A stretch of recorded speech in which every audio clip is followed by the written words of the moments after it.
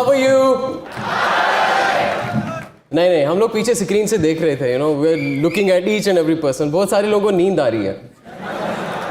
किस को नींद आ रही है?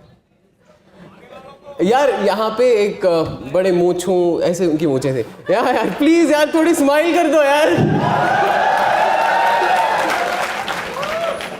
I was seriously looking at you for past something 15 minutes. यार एकदम बिल्कुल कोई एक्सप्रेशन ही नहीं आ रहा. सर कोई. But anyways, it's really wonderful to be here. I would like to thank Chanakya IAS Academy and our A.K. Mishra sir for inviting us here. And it's really wonderful to be here. So okay. And it's very much special for me because of one more reason. That I am coming to Rajasthan and Rajasthan is my cadre. So ये हमारी कर्म भूमि है. जहाँ तक राजस्थान का सवाल है, हमारे देश में काफ़ी हम लोग वी फील प्राउड. हम कहते हैं अतिथि देवो भव, राइट? और जब आप राजस्थान आते हो and you actually live by this maxim, am I right? Good. So जहाँ तक राजस्थान का सवाल है, एक टाइम ऐसा था, there was a time when Rajasthan was included in one of the least developed states in our country. काफ़ी पिछड़ी हुई स्टेट मानी जाती थी. लेकिन कुछ सालों में, पिछले 10-12 सालों में जितनी प्रोग्रेस राजस्थान में कई सारे एस्पेक्ट्स में दिखाई है, शायद ही किसी और स्टेट ने दिखाई है. सो it's something that's really to be proud of. इसके साथ साथ हम लोग अक्सर बात करते हैं ये देश बहुत ही युवा है. सो है हमारा ये राज्य राजस्थान. और you all represent the youth power of Rajasthan. Yeah, so what I'm expecting is, till the end of this seminar, you will keep this enthusiasm, ऐसा जोश रहना चाहिए कि नहीं? रहना चाहिए कि नहीं? Wonderful. जहाँ तक सिविल सर्विस का सवाल है, जब रिजल्ट आया, the day रिजल्ट ऑफ हमारे अब की बार का रिजल्ट आ गया, कुछ दिन बाद I went to my home. मैं कश्मीर वापस गया. मेरी almost most of my schooling was in Kashmir. Kashmir में एक डिस्ट्रिक्ट है अनंतनाग, मैं वहाँ से बिलोंग करता हूँ, वहाँ रहता हूँ. तो मेरी इनिशियल लगभग 5th-6th तक की जो पढ़ाई थी, अपने गांव के पास में ही एक और स्कूल था, वहाँ पे मेरी पढ़ाई हुई. मुझे याद है हम लोग शायद 3rd या 4th में थे. वी वर इन 3rd और 4th स्टैंडर्ड. तो हमारे क्लास में एक लड़का था Javed. He used to sit in front of me. जहाँ पे मैं बैठता था, हम लोग नीचे बैठते थे, फ्लोर पे वैसे बैठते थे, मज़ा आता था. तो हाँ, तो मेरे सामने बैठा हुआ था. एक दिन क्या हुआ, कोई ऑफिसर शायद जडीओ थे, वो हमारे स्कूल इंस्पेक्शन के लिए आए थे. ओके, तो क्लास में आ गए, हम सब लोग खड़े हो गए एकदम से. तो एक से वो पूछ रहे थे. एक्चुअली हमारे स्कूल में जनरली टीचर्स कश्मीरी में या उर्दू में पढ़ाते थे, तो इंग्लिश का बड़ा ये रहता था कि व्हाट्स योर नेम, इसका ऐसा कुछ पूछते थे. तो वो आ गए, इन्होंने पूछा अलग अलग बच्चों से अलग अलग सवाल. जब जावेद की बारी आई तो जावेद से पूछा व्हाट इज़ योर फादर, तुम्हारे पिताजी क्या करते हैं? तो जावेद ने जवाब दिया माई फादर इज़ ब्रेड. हाँ, जैसे आप लोग हंस रहे हो वैसे मैं पीछे बैठा हुआ था, तो मैं भी हंस रहा था. तो मैंने भी बड़ी हंसा, यार इसको नहीं पता. एक्चुअली उसके जो पिताजी थे, उनकी एक छोटी सी बेकरी की शॉप थी, तो वो उसी में छोटा सा वही काम करते थे. तो मैं पीछे बोला, इसको बोलना चाहिए था my father works in A bakery या ऐसा कुछ. तो जब घूम फिर के मेरी बारी आ गई, तो उन्होंने मुझसे भी यही सवाल पूछा, what's your father, what is your father do? And I said my father is a teacher. एकदम खुश होके, so I was very much happy. मैंने सही जवाब दिया है, दिस थिंग दैट. अब जब रिजल्ट के बाद, इट्स ऑलमोस्ट मे बी 15 साल बाद, I went to the same place again. I met Javed. Javed ने, he could not complete his studies beyond class 8th, और वो अभी अपने बाप के साथ उसी छोटी बेकरी शॉप में काम करता है.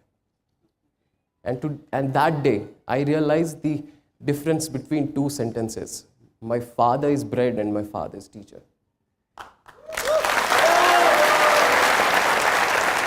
So, I realize that, today I'm standing in front of you. It's not because I'm a genius, because I have done something extraordinary, or I'm a hard worker, whatever. It's because I was privileged. Because मेरे पास मैं खुशकिस्मत था. मेरे पिताजी teacher थे जिन्होंने मुझे पढ़ाया इनिशियली सारी क्लासेस में, मेरे हाथ में पेन थमाया, जबकि उसके पास उसके बाप उसकी वैसा कोई अवसर नहीं था. He did not have that opportunity. So मैं आप सबसे यही बात कहना चाहता हूँ कि अगर हम लोग अपनी लाइफ में देखें, हम जहाँ भी हैं, जो भी कुछ करते हैं, तो अगर हम थोड़ा सा विथ डेप्थ अगर हम अपने आप को देखेंगे तो हमें लगेगा कि हम जैसा खुशकिस्मत ही नहीं है कोई. There's no one is more fortunate than us. And अलग तरीके की छोटी बड़ी, लेकिन हमारे पास एक डिफरेंट तरीके की ये प्रिविलेजेस हैं. किसी को, आप सबके पास ये प्रिविलेज है शायद कि आप लोग यहाँ पे बैठ सकते हैं. बहुत सारे लोग हैं जो अभी भी खेतों में, खलिहानों में बेजिया काम कर रहे होंगे. छोटे छोटे बच्चे, नन्हे मुन्ने बच्चे, पता नहीं कैसी कैसी इंडस्ट्रीज़ में काम करते हैं. लेकिन हम सब लोग खुशकिस्मत हैं. हम लोग शिक्षा पा सकते हैं. अच्छी शिक्षा है या नहीं, कम से कम शिक्षा तो पाने की हमारे पास वो व्यवस्था है. We have that opportunity that we can get education. लेकिन बहुत सारे बच्चे हैं, बहुत सारे लोग हैं जिनके पास ये नहीं है. हमारे देश में we take pride in this fact that we are a young nation. काफ़ी युवा देश है. More than 65% of our population is below 35 years of age. आधी से ज़्यादा 50% से ज़्यादा हमारे देश की जो आबादी है वो 25 साल से कम आयु की है. लेकिन ये सब जवानों के साथ साथ हमारे पास एक बहुत बड़ी परसेंटेज बच्चों की भी है.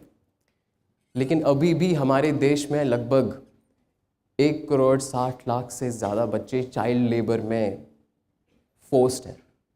उनमें से लगभग 1,20,00,000 more than 12 million of children in India are still engaged in labor, and that too in hazardous industries. हम लोग यंग हैं, हम लोग जवान हैं, we have that एकदम हाई इन एनर्जी, ये करना चाहेंगे, वो करेंगे, ये चाहिए हमें, सब कुछ उखाड़ देंगे. लेकिन हमारे देश